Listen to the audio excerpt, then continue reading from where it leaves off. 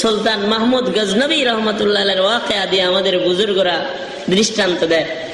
সুলতান মাহমুদ গজনবী রহমতুল্লাহ আলাইহি অনেক বড় এক বাদশাহ ছিলেন, ফখরবিহীন বাদশাহ, যার কোনো অহংকার ছিল না, এরকম একজন বাদশাহ ছিলেন। গোলামের সাথে এমন ভাবে দাঁড়ায় থাকতেন বুঝাই যাইত না কে গোলাম আর কে বাদশাহ। এমন ভাবে নামাজ পড়তেন, নামাজে দাঁড়ায় থাকতেন, কে গোলাম কে বাদশাহ বোঝা যাইত না। এমন অহংকার বিহীন এক বাদশাহ সুলতান মাহমুদ गजनबी।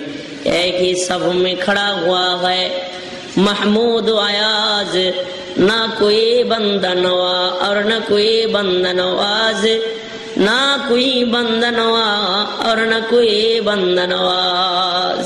ফখরবিহীন এক বাদশাহ সুলতান মাহমুদ गजनबी শেষ রাত্রিতে রাতের বেলায় ঘুরতেছে, নিজের রাজ্য দেখতেছে। ওই সময় রাত্রে 4 চোরের সাথে দেখা হয়েছে। সুলতান মাহমুদ गजनबी চোর দেখে মনে করতেছে এরা বুঝি তাহাজ্জুদ করার লেগে উঠছে কিনা, ওযু করে মনে হয় মসজিদে যাবে। আর চোর 4টা এরা চিন্তা করতেছে যে ওই মনে হয় চুরি করতে উঠছে অমুক মেয়ে। চোরারা ডাকে, সুলতান মাহমুদ गजनबी রে ডাকে। একা একা চুরি করে সুবিধা পাইতেন না ভাই, আয়েন একসাথে চুরি করি, ভাগ যোগ করে 5 ভাগ করে 5 জনে নিমুনি, আসেন আসেন। এরা ডাকাডাকি করে। সুলতান মাহমুদ गजनबी চোরদের সাথে যায় মিশে গেছে। চুরি করবেন আপনারা কি যোগ্য চোর? মারাত্মক যোগ্য আমরা সবাই, ভালো ভালো চোর আমরা, পাশ করা চোর সব, অসুবিধা নেই। কই চুরি করবেন? কই আপনি কি, আপনি তো এলাকার মানুষ, আপনি কি সুলতান মাহমুদ गजनबीর বাড়ি চিনেন? চিনি না মানে চিনি তো। তাহলে চলেন হের বাড়িতেই যাই। চলেন যদি ধরা খাই আবার কি যোগ্যতা আছে আপনাদের?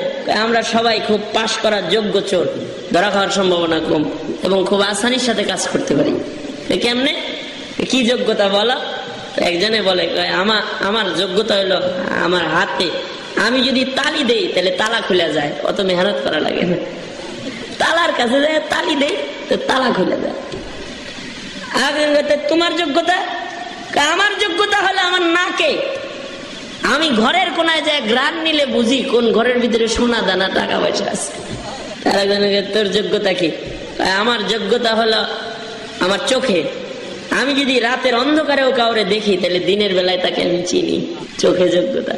তোমার যোগ্যতা কি? আমার যোগ্যতা হলো আমার কানে আমি কুকুরের ভাষা বুঝি, কুকুর কি বলে এটা আমি বুঝি। তোমরা ভালো যোগ্য চোর, তোমাদের সাথে চুরি করা যায়, চলে যায়। আপনি তো চালাক কম না, আপনার যোগ্যতা কি এটা বলেন আগে, তাহলে না বাট সমান সমান বাঘ পাইবেন। বলেন আপনার কি যোগ্যতা? সুলতান মাহমুদ गजनबी বলে আমার যোগ্যতা হলো আমার দাড়িতে আমি যদি এটা ডান দিকে হেলাই তাহলে ফাঁসি মাপ হয়ে যায়, আর বাম দিকে হেলাইলে জেল মাপ হয়ে যায়। তাই আপনারা তো আমাদের দরকার, আমাদের চুরি ডাহাতি করতে যায়, দুইটারই সম্ভাবনা বেশি। আপনি থাকলে তার কোনো চিন্তাই নেই, দাড়ি হেলাইবেন জেল ফাঁস মাপ হয়ে যাবে। চলেন যাই, ঠিক আছে চলো। সুলতান মাহমুদ गजनबी আগে আগে যাইতেছে, 4 চোরা পিছে পিছে হাঁটতেছে, যাইতেছে চুরি করতে যায়। সুলতান মাহমুদ गजनबी বাড়িতে,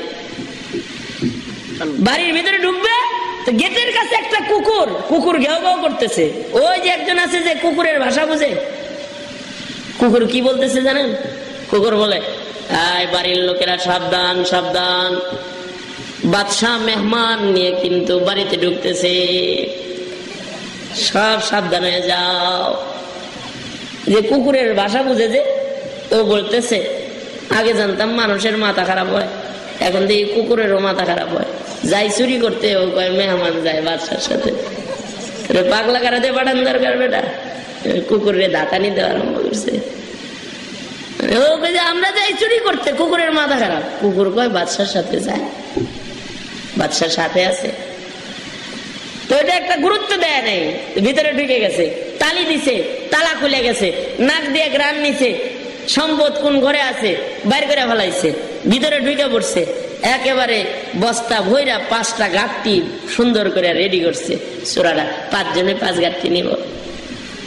এর ভিতরে একজন আছে একটু অলস তবিয়তের, ও বলতেছে আমাদের সাথে তো জেল ফাঁস মাফ হওয়ার কারামতি আছে, এত পেরেশান হওয়ার কি দরকার, একটু বিশ্রাম নেই পরে যামুনি। এখন এই গাঁটটি বুকসা রেডি করে যখন সব বিশ্রাম নিতে একটু কায়ত হয়েছে, রাত জাগা মানুষ সবটি ঘুমায় গেছে। সুলতান মাহমুদ গজনবী দরজা বাইরে থেকে আটকায়া ফজরের নামাজে চলে গেছে। ফজরের নামাজ পড়ে সুলতান মাহমুদ গজনবী রাজ দরবারে আইসা হাজির হয়ে জল্লাদ পাঠায় দিছে, 4টা আছে ঘরের ভিতরে, আটকানে ধরে নিয়ে বিচার করুন। চারটা ধরে না হাজির করছে, 4টা দাঁড়াইছে আসামির কাঠ গড়ায়।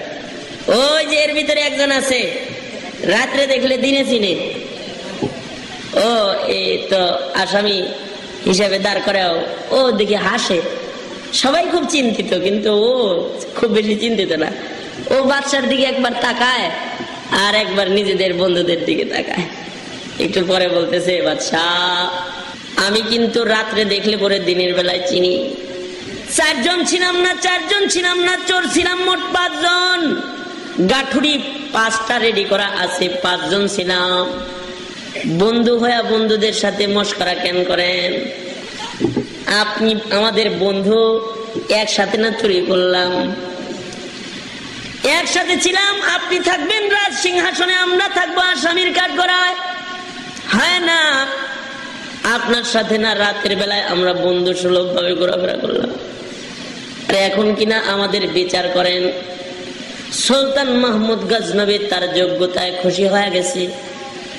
সুলতান মাহমুদ গজনবী বলতেছে, বাদশার সাথে তোমাদের বন্ধুত্ব যেহেতু প্রমাণ হয়ে গেছে, যেহেতু বাদশার সাথে তোমাদের বন্ধুত্ব প্রমাণ হয়ে গেছে, যাও আজকের অপরাধ প্রকণ তোমাদের ক্ষমা করে দেয়া হলো, যাও আর কোনোদিন কিন্তু তোমরা চুরি করো না।